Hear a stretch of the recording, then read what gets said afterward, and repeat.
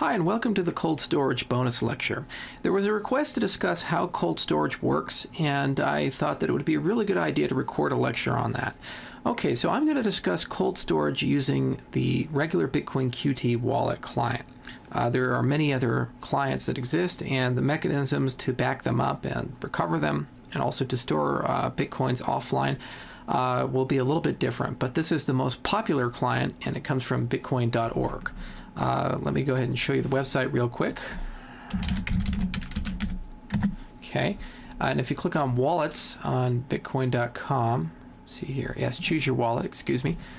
This is the Bitcoin Qt client. It's the most powerful, well, I shouldn't say most powerful, it's the most common and it's the best distributed of all the wallets. Okay, so what is cold storage? Cold storage is where we take the private key, the information that we need to have available to be able to spend the Bitcoins that are contained within that wallet, contained within that account, associated with that address, and we go ahead and store them either on a USB flash drive. We can write the private key to spend them down on a piece of paper. Some people actually bind them to coins. In our lecture, what we're going to do is kind of a compromised cold storage. A traditional, really security enthusiast cold storage would be to physically save this to a flash drive and then store it offline. That's why it's called cold, no power is running through it. But I think that's kind of overdoing it. Instead, we should just take advantage of easy to use and very powerful cryptography tools.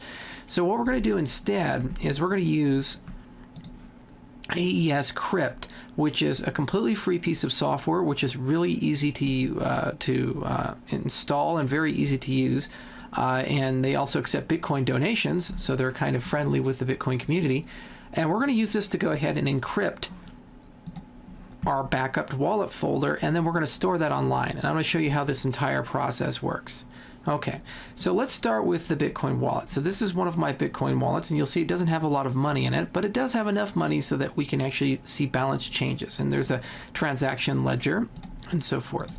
All right, so to actually take a look, and I'm assuming you have a Windows client, to actually take a look at where your wallet, if you're using Bitcoin Qt, stores your data, enter in %appdata%, and you'll see a Bitcoin folder. Open that up, and you'll see a database folder. Excuse me. You'll see right here in the Bitcoin folder, wallet.dat. So here's what we're going to do. We're going to erase it. Just completely get rid of wallet.dat. All right, and we're going to close the client, and I'm going to open up again.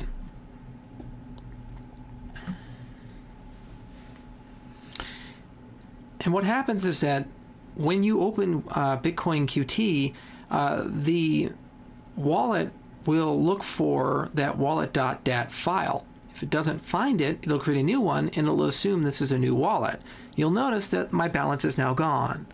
And ordinarily, this would be a cause for concern because basically there's no way to recover the coins. I could be the richest man in Bitcoin land and have 1 million Bitcoins in my account, and I would have lost every single Bitcoin. That's very, very problematic. All right, but lucky for me, what I did is I already backed it up. And you'll see backup.dat. So I'm going to drag that in here. Now, the Bitcoin wallet will look for a file named wallet.dat. So just by dragging in the bitcoin.dat, that's not going to do anything. You'll notice here in just a second, as this is loading up, that it's not going to go ahead and reconstruct my original wallet. It's going to create a completely new wallet. You see, it just created a wallet.dat file. So what we have to do to properly back up our wallet, to restore our wallet, is rename this wallet. Let's open it up again.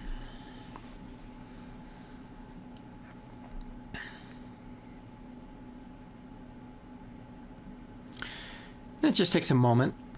I'll warn you, if you haven't started your wallet in a while, the wallet does have to catch up again, which can take sometimes hours to sync up. But it now recognizes our balance is there.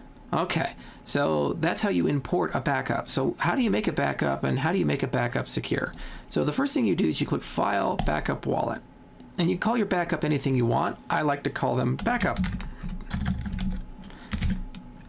And I also like to attach a date in the file name. So I kind of have an idea just by looking at the file name when my wallet was backed up. Okay. Now, here's how we turn this into a cold storage scenario. What you do is download AES Crypt. It's totally free. It's easy to use. I vetted it. It's good software. After you've downloaded it and installed it, you can just right-click AES Encrypt, enter in a password. This is what you write down. Make sure you remember it. I'm going to call my password Thinky. Thinky. There we go. That's a nice made-up password. And it's going to go ahead and produce a backup file. And you'll see the name right here. And it says backup 42013.dat.aes.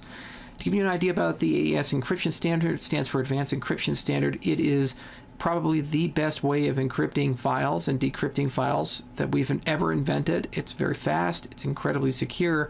It can't be broken. The best thing people can do is just guess your password to encrypt and decrypt it.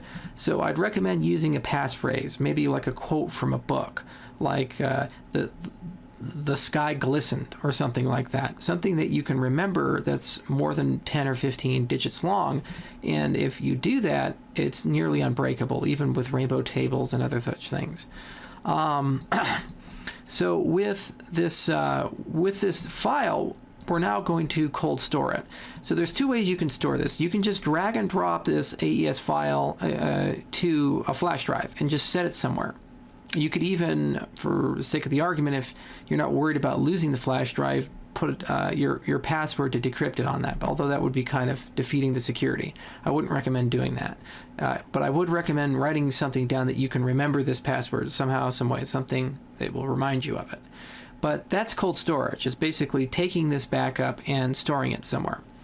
What I do with my cold storage is that I actually go ahead and I put it on Dropbox. And you'll see Bitcoin stuff, wallet backup, and I'll just go ahead and drag and drop it into Dropbox. And there we go. It's on Dropbox now. Okay? And let me go ahead and delete these guys. Let me delete the backup. And I'm so confident in this scheme, I'm going to do the unthinkable. I'm going to go ahead and delete my wallet.dat. I'm going to empty my recycle bin. Oh no. Guess there was a lot of stuff in there. Okay, so I'm going to empty my recycle bin. Now the only way I can recover my wallet now is if I can go ahead and recover this file and this file works for me. So I'm going to go ahead and download it. Drag it to the desktop. Okay, and I'm going to right click on it and click AES Decrypt. Thinky. And voila, we have a backup now. All right, so what we're going to do is drag and drop that backup into our wallet folder and rename it. Okay, now if everything worked properly, we're going to have our balance in the wallet. Let's find out.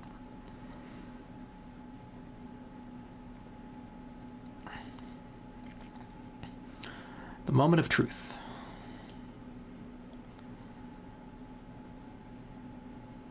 And there you go. We actually have our balance still in there. This is a way of cold storing Bitcoins. Now, this is Dropbox. Dropbox, in case you don't know, is a very secure, very easy to use cloud-based storage service that has both free and paid accounts. This is a free account that I use. And most of the things I upload to Dropbox, I actually encrypt prior to uploading. Dropbox can't see this file. They can't understand this file. They know it's there, but it's encrypted as an AES file. It's just a bunch of garbage. And without the password to decrypt it, it's impossible to know anything about it. Okay? So this is a very secure way, as long as your password is secure, of storing your private keys and all the information associated with your wallet. Now, I've basically taken my Bitcoins out of circulation, especially if I delete this wallet.dat file. There is no way anybody in the world now can use my Bitcoins, even if they hack into my computer. I guess they could try to recover that, but let's say for the sake of the argument, I've done something to prevent that from happening. Maybe I deleted it with the Gutman algorithm or something. In any event, the only place in the world where, let's get rid of this guy too. The only place in the world where anybody can get access to the Bitcoins that were once contained in this wallet is now here. And they'd actually have to know the unique password to decrypt this file. So this is a great way of cold storing your Bitcoins, but also having your cake too. This gives you an opportunity to use them anywhere in the world without compromising the security. And AES Crypt is the tool that I generally use to do this. It's very good. It's very fast. If you'd like a more comprehensive way of encrypting and decrypting things, you like plausible deniability encryption, you can use TrueCrypt. It's TRU Crypt, ECRYPT, TrueCrypt.